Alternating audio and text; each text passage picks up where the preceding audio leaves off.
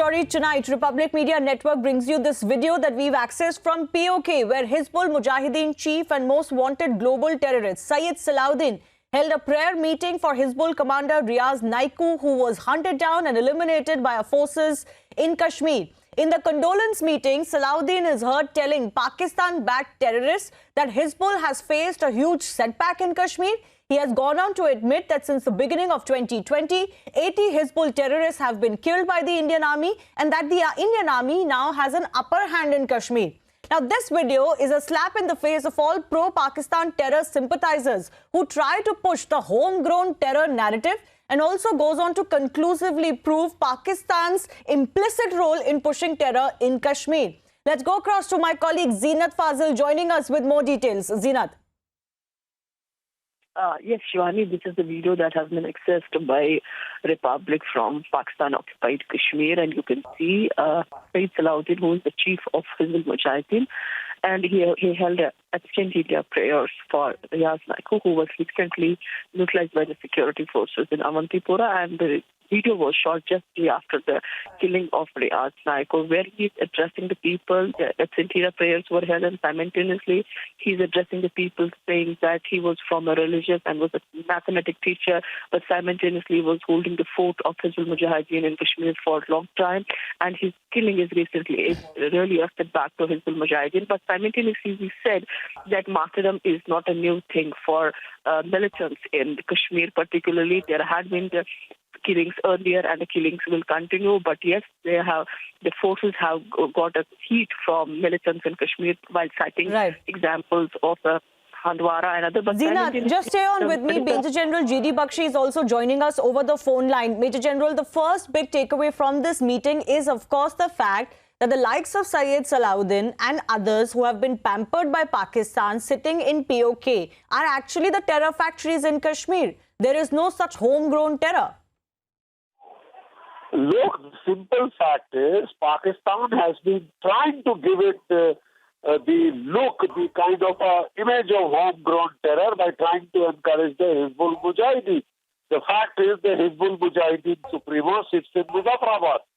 He is patronized heavily by the ISI, and as a policy, the ISI has been trying to focus bulk resources to Hizbul Mujahideen.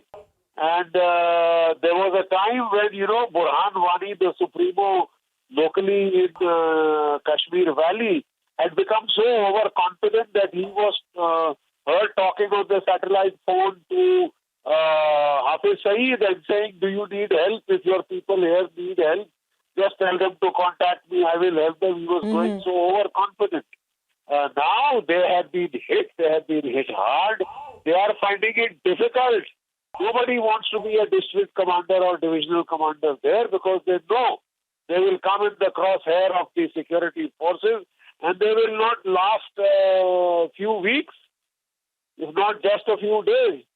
This is the last of the ones who survived for all this while because he had managed to cultivate a big OGW network and he used to be tipped off on the raids that were launched against him. Now he is dead as a dodo, and you could see the fear on Syed Salahuddin's face.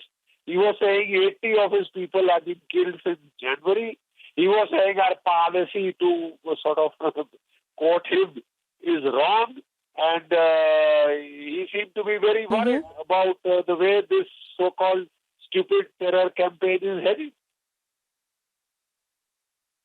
Absolutely. Major General G.D. Bakshi, thanks a lot for joining us. And on that note, I want to go across to my colleague Zeenat again, because the other big issue is, of course, the back of Hizbul terror being broken. And of course, there have been, multiple actions by the Indian Army and the joint forces to ensure that that goal is achieved, Zeenat. And as Syed Salahuddin himself is admitting that the Hizbul has had as many as 80 of its terrorists neutralized by the Indian Army. In fact, let me take that to Major Gaurav Arya also joining us.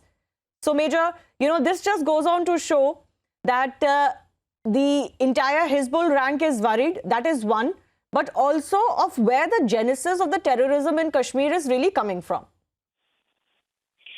Well, there are a couple of points that I'd like to mention. Number one, you see how much damage you can cause to the Indian state, Indian security forces, especially the Indian army, is basis how much money you get from Pakistan.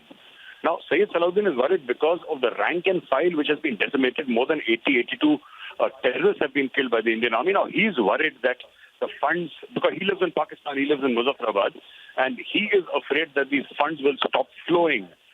That is one very, very important point. Secondly, there are limited amount of funds that Pakistan has, so all these terror organizations are jostling for those funds, right? And whoever is able to show that, I'm causing maximum damage to India gets the maximum amount of money. Now, obviously, Hizbul Mujahideen has not been able to do that, which is why Syed Salahuddin is so worried. It's also his slide into insignificance, and that is what is worrying Syed Salahuddin. Okay.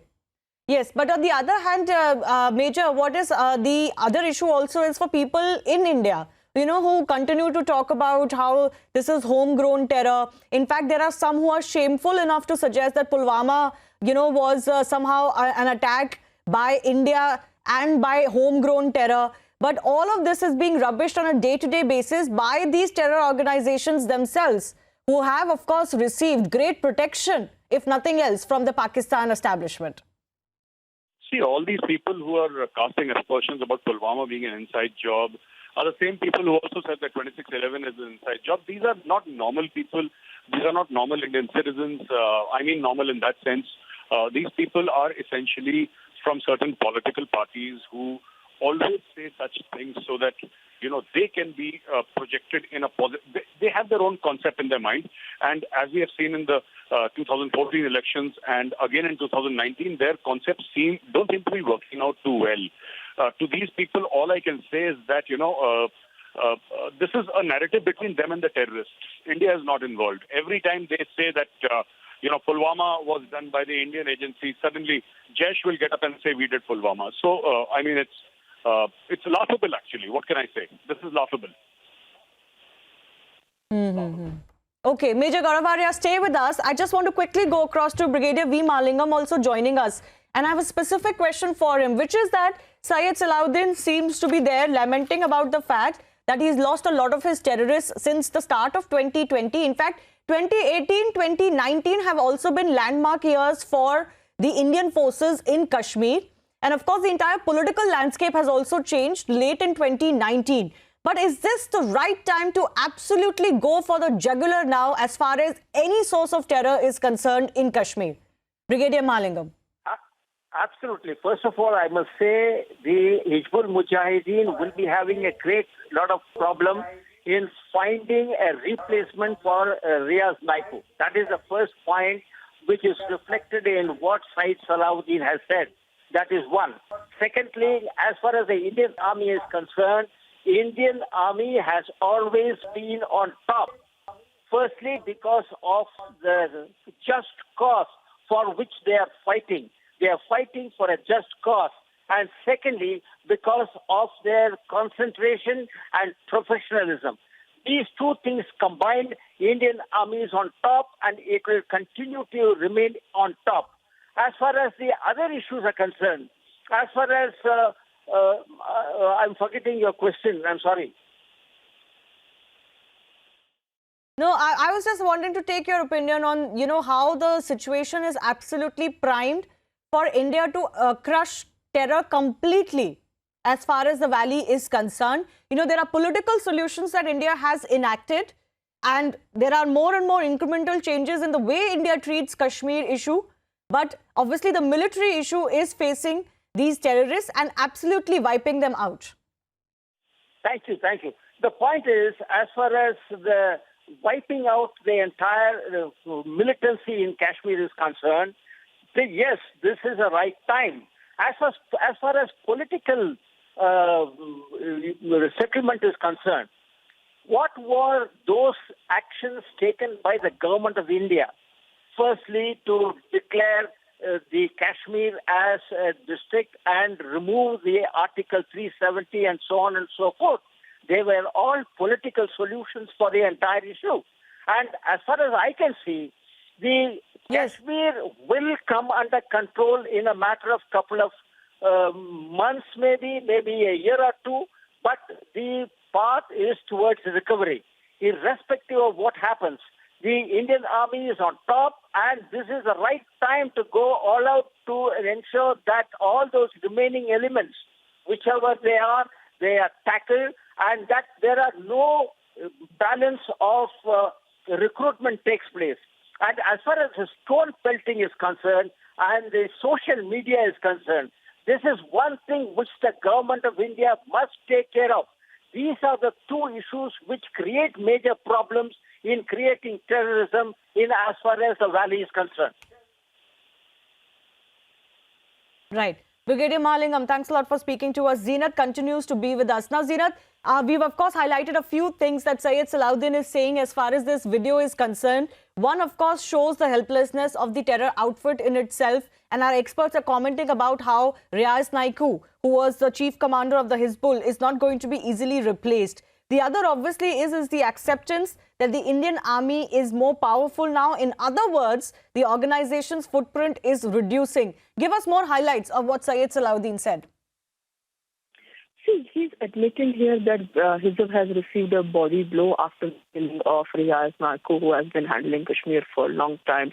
They are mourning or lamenting his death. But at the same time, he's also admitting that because of the weak policies of Pakistan, they are turning weak on ground, and the upper hand is of Indian Army. That Indian Army has been repeatedly saying that the way the anti-militancy operations are being carried or the way the militant number is being reduced. Or for that matter, if we talk about the stone pelting incidents for the last more than a year now, there is not the way the stone pelting incidents used to be there. The number has really drastically gone down. So admission coming from the Hizb chief, there will be the leadership has already been declared by the Hizb Mujahideen that there will be another vote. But as Indian Army has been pointing out regularly that whosoever will be the commander or whosoever will be heading any outfit, the first thing is that he will be neutralized, because the leadership, the army is going after the leadership. They only touch the leaders because that is the only way to reduce the number of terrorists on ground. When we talk about Riaz Naiku, he has been active for more than a decade in Kashmir and was well trained. He was well trained as far as to change the disguise, breaking cordons, and the atrocities that he has done. As police itself has mentioned in its press release, the number of crimes that he committed. And yes, as DGP, Jammu Kashmir Police, or for that matter, Army, has been saying that his killing will show a biggest relief to the people, particularly in South Kashmir, because he was the main one who used to torment and torture the policemen whenever they used to visit, particularly their residences in South Kashmir. Recently, after the abrogation of Article 370. I think this tape, Zeenat, is also an admission that whatever so-called unrest is talked about in Kashmir is actually fueled by these terror organizations. Even since the abrogation of Article 370, the locals were not protesting. And actually, the situation was attempted to be made worse by such elements who wanted to protest against the Indian government's move. The locals want peace. And in fact, they were targeted when they were going about their daily business.